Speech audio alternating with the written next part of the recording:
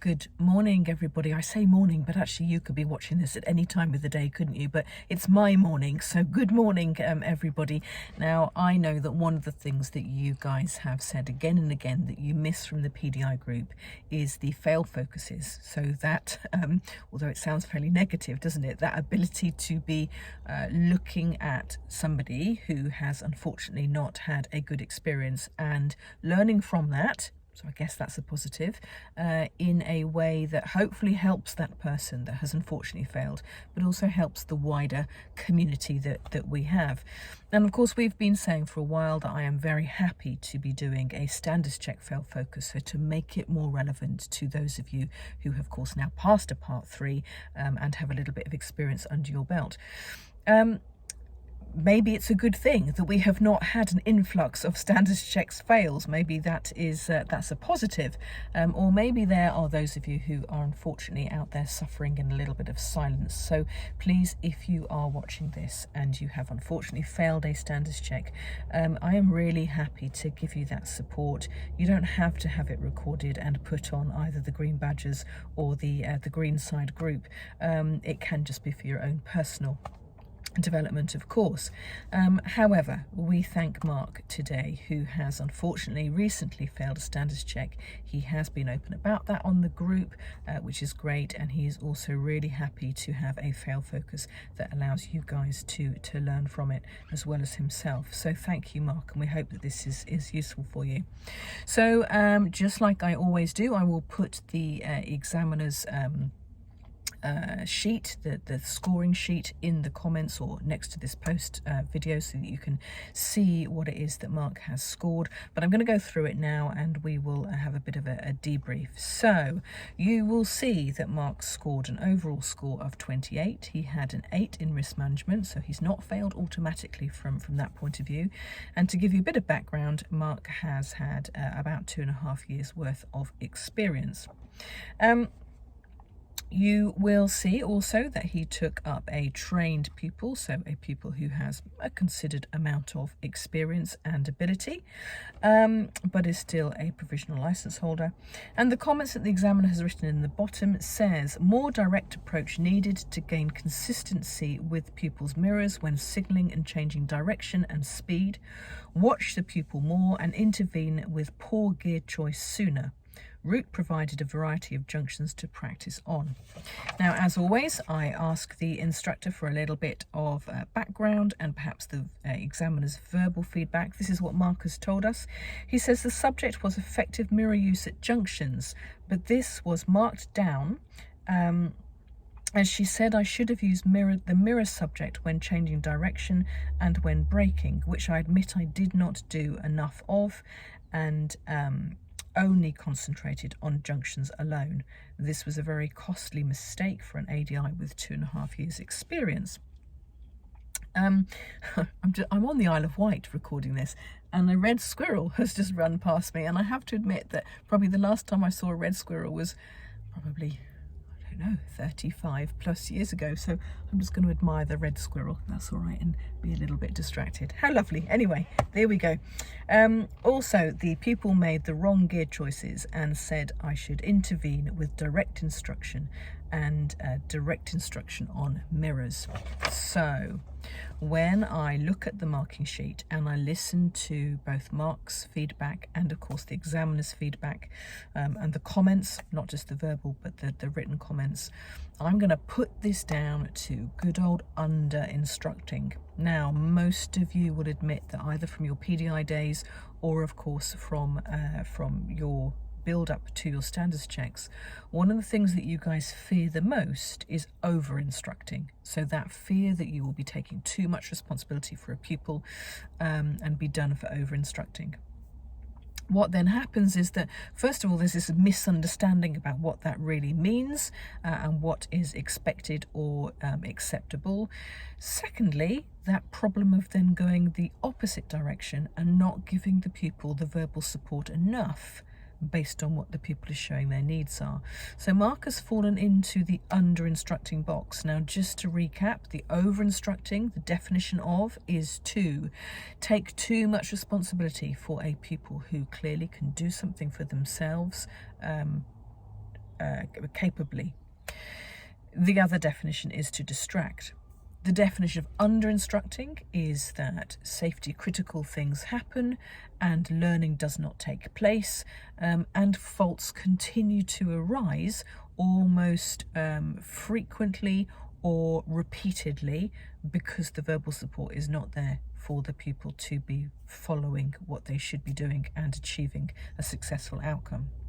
So regardless of why Mark might have fallen into this, but you can see from the examiner's feedback is the examiner is saying that they wanted to see some more direct intervention. So for Mark to up his level of instruction, both in his ability to verbally support or hold a pupil, so talk a pupil through something so the pupil can gain that skill and demonstrate they're doing it right, therefore have a success.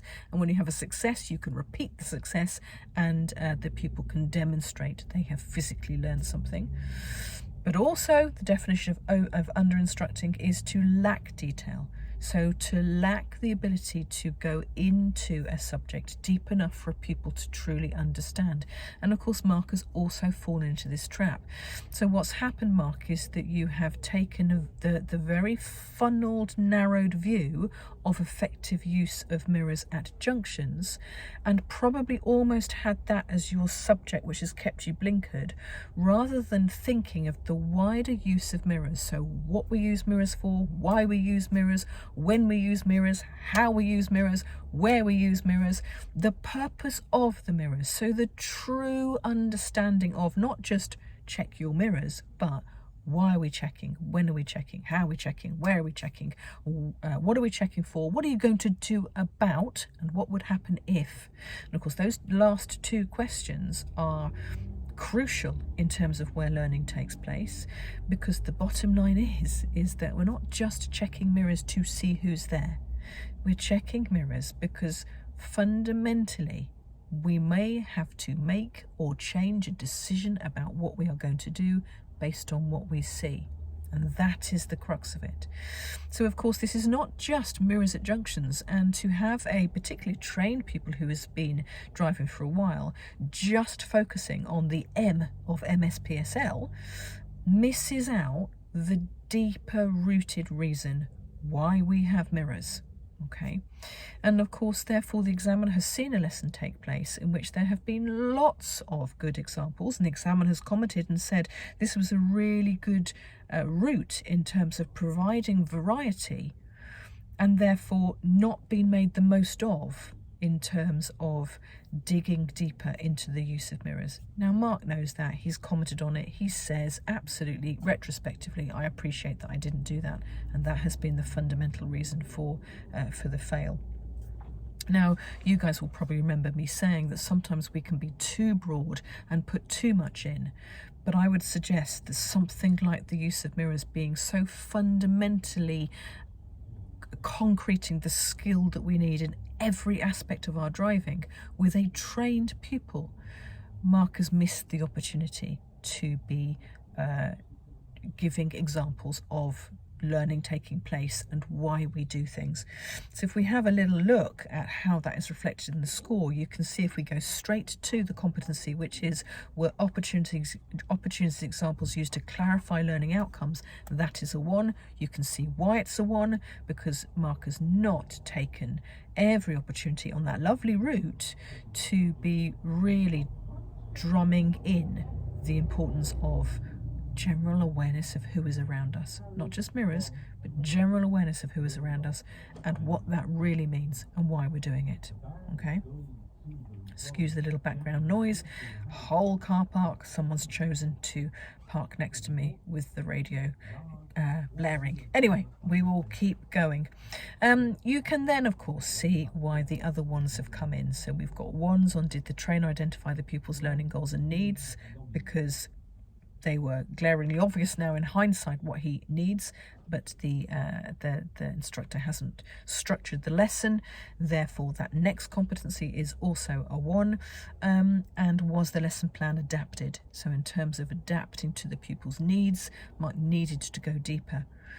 We can then see how that relates to the ones further down in terms of the teaching style being used, because the instructor has not changed the focus of what they're doing and their style to dig deeper. So that would be the one there.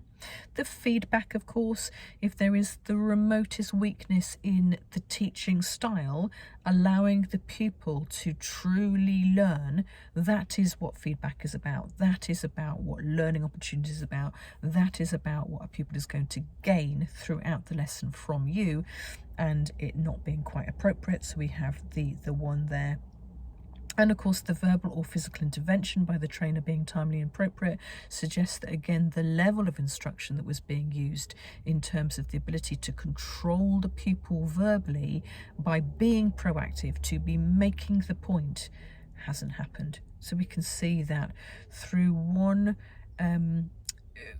failure from Mark's point of view in terms of recognizing how to truly bring in this subject, has linked into all of these competencies, and the ones are directly associated with that. Now, I will just mention that gear change. It's the same thing. Mark has recognized that perhaps the pupil has not chosen the right gears in certain situations, has possibly let it go for various reasons, possibly not emphasized it, not brought it into the body of the lesson. The pupil continues to make that fault. It wasn't just a one-off fault. Clearly there was a lack of knowledge and understanding which led to the lack of ability within the pupil. Mark's not taken the opportunity to be reflecting on that and bringing it into the body of the lesson. Those are absolutely associated with all those ones as well. So not just the mirrors, but the use of gears. So you can see that